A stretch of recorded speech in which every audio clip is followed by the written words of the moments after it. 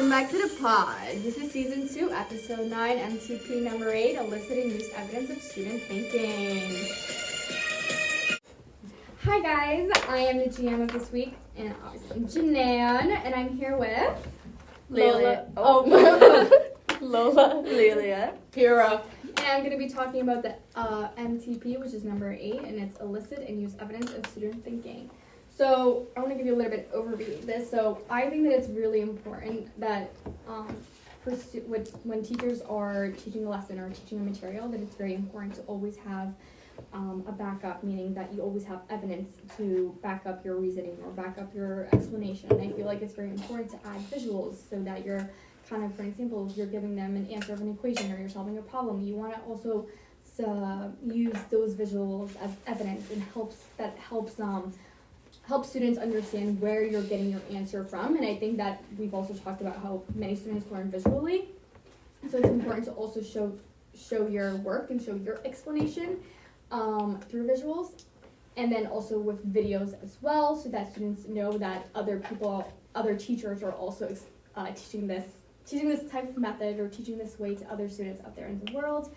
And I feel like for this MTP, it's more, instead of the students showing us what they know or where they got their answers from, it's mostly talking about how the teachers are also explaining, are also showing their work and showing their explanation and where they got their answers from.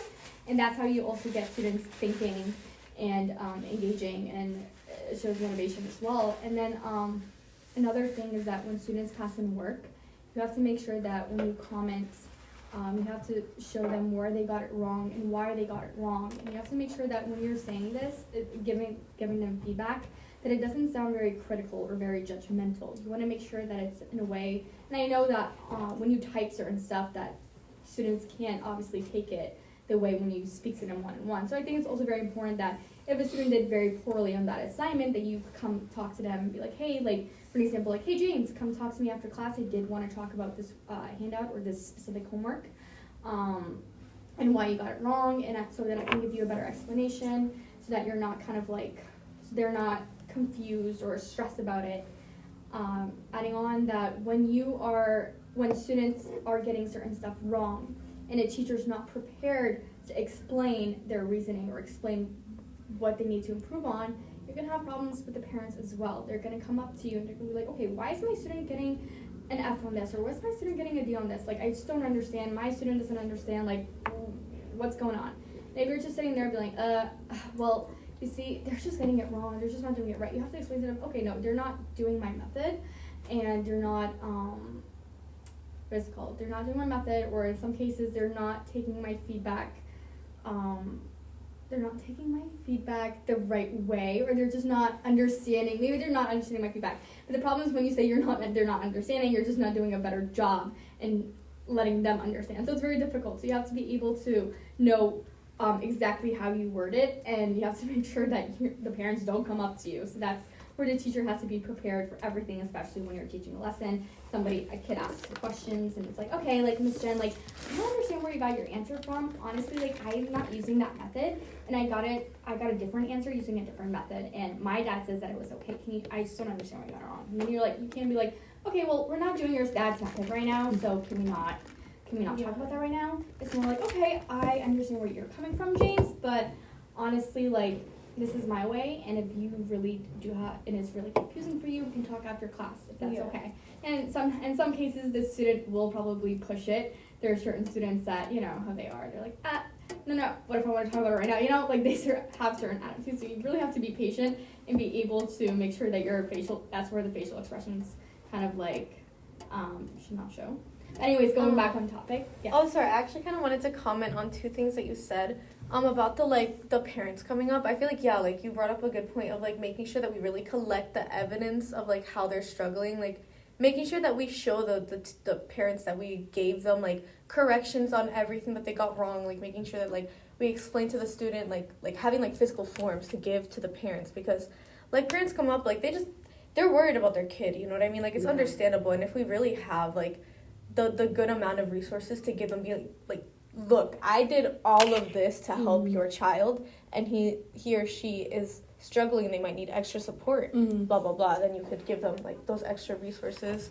And another thing about the face changing, I feel like that's something that like is really hard because some days, you know, you're just having a really just bad day. You're just having a bad day. It's been a bad week, and like this one student just keeps on questioning your style of teaching, and like it can really like affect you sometimes, especially when you're just having just like a bad day. It can be really hard to control yourself. Yeah. So it's like it's really something that like student teachers I feel like just need to work on because like we're still like younger, you know what I mean? Like we still like need to be able to like learn how to manage our our emotions, just like Kira said, like how Dr. Tapley told us that like as teachers we have to learn how to manage our emotions because we can't just like go to class and be like we can't go to class, have a student ask us a question about it and like critique us and us be like get offended. Yeah, like we can't face. we can't do that. Yeah.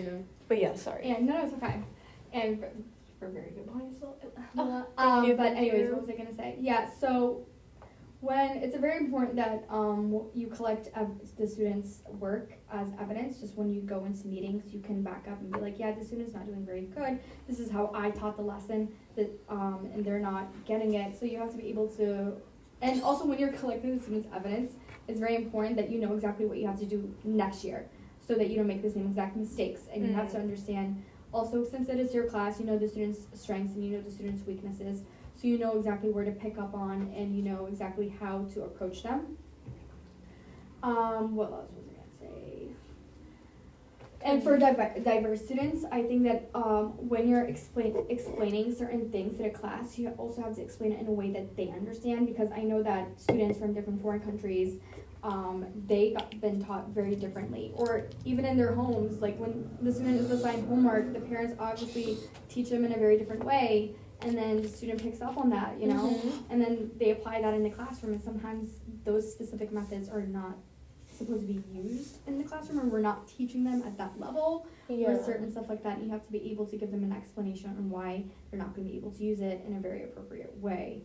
I feel like that's when the videos and stuff like that really like help the students, especially when they're from different like culturally background or like just diverse students. Like those videos that you talked about, Janine, just like providing them with different ways of teachers like teaching the material, so that it's not just like just your way, so that they have like different ways of solving it. Yeah, and then when you give them certain tasks, you have to make sure that the task that you give them will show you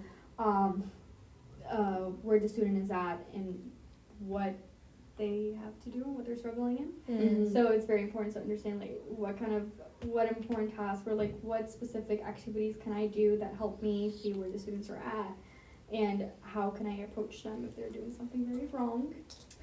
What else did I want to say?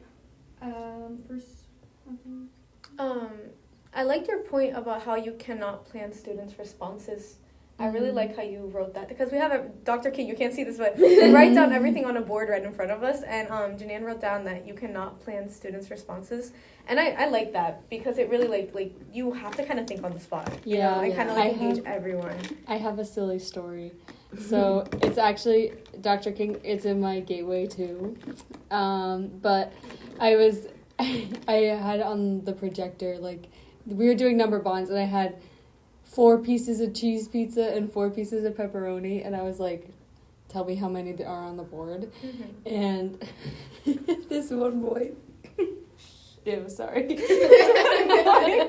raised his hand, and he was like, there's only 4 pieces of pizza on that board because I don't like pepperoni or something. I was like, okay, but like that's not what we're focusing on right now. Yeah. But that's just a silly example. But like you don't know what they already know. Yeah. And whatever like preconceptions or whatever that's like, we don't know that until we assess that and we like take that into account of our teaching. Yeah. And like make note of it in some way. Like if it's the student writing it down on a worksheet or something, that's a note, or like us on our own, like typing it into a doc or something, or like make a sticky note or something. When we were talking about the topics before we started filming, I brought up how I like to add possible student responses into my lesson plan when I put down questions, because I don't know where I started doing that. I think like one professor one time was like in your lesson plan, like put down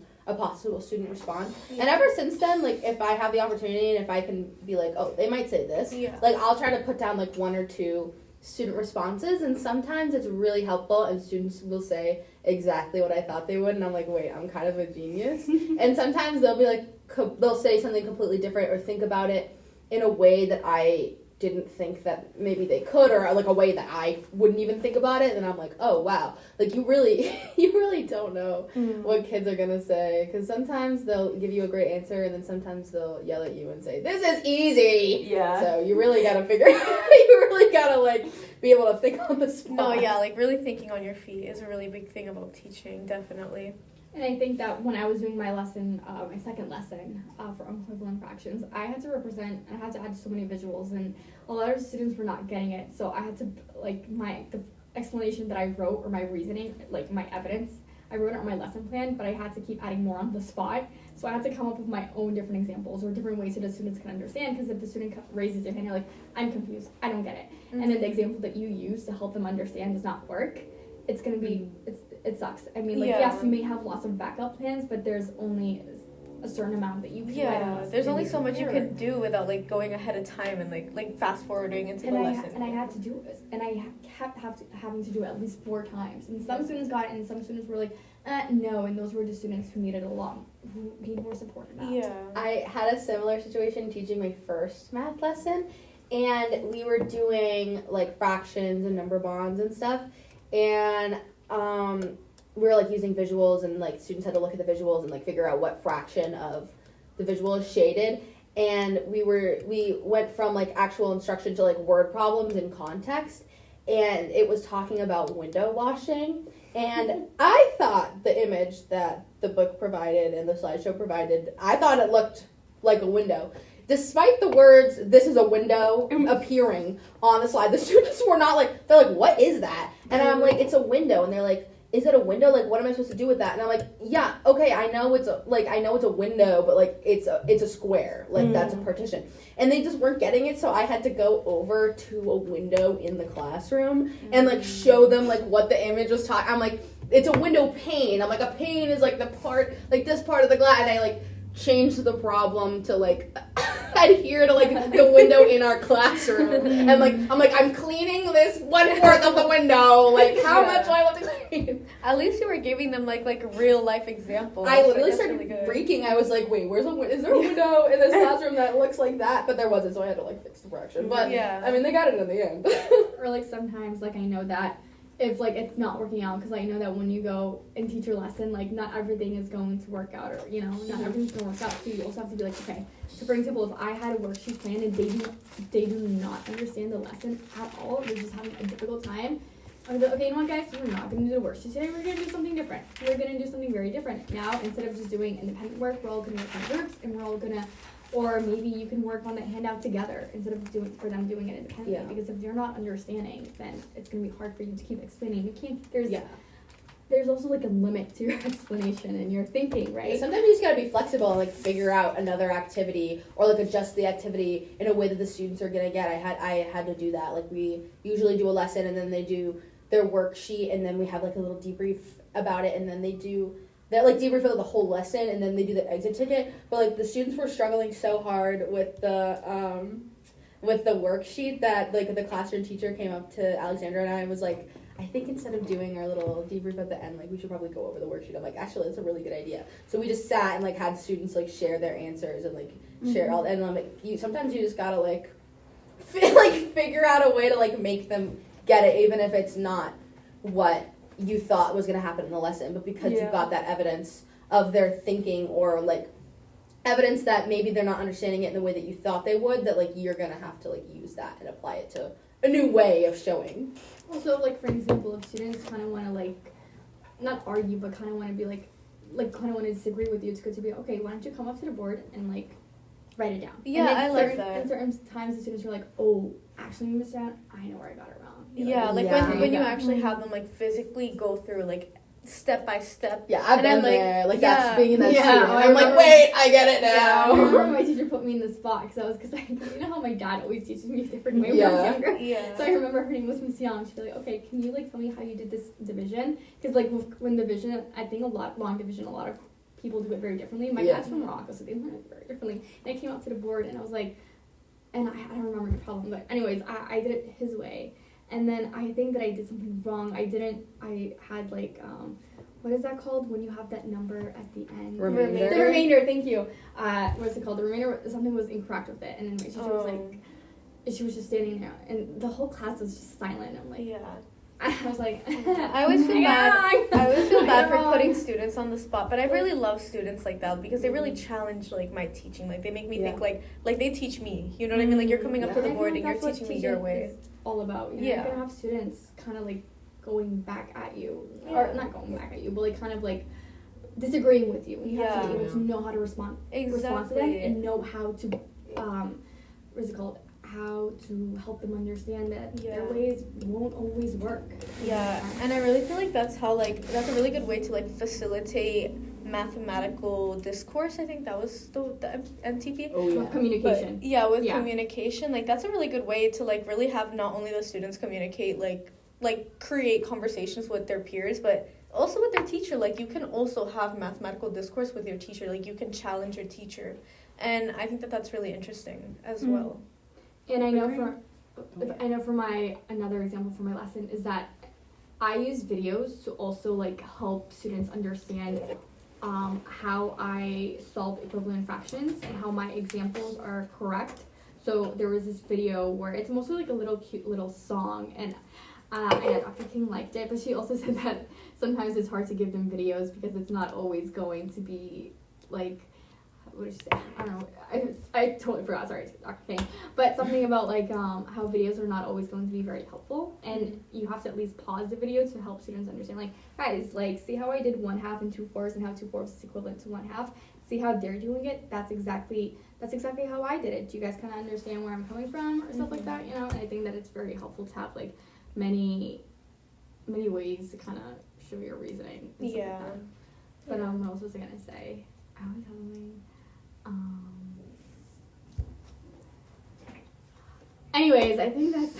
I can't even remember anything else, but I just think that it's. Oh my god, that I totally forgot. Okay, I think this is where we're gonna end. What was I gonna say? It's been a long day. But anyways, I just think that this MTP in general is very important because we always be talking about the students, and now we're also talking with teachers as well. And people get to see a balance in that in the classroom. But anyways, thank you so much, and I'm sorry for my little hesitations. Thank you for listening. Bye. So my credits are from the PDF. It is 8 MTPs. I think it's called Principles to Actions PDF. And it's for the classroom.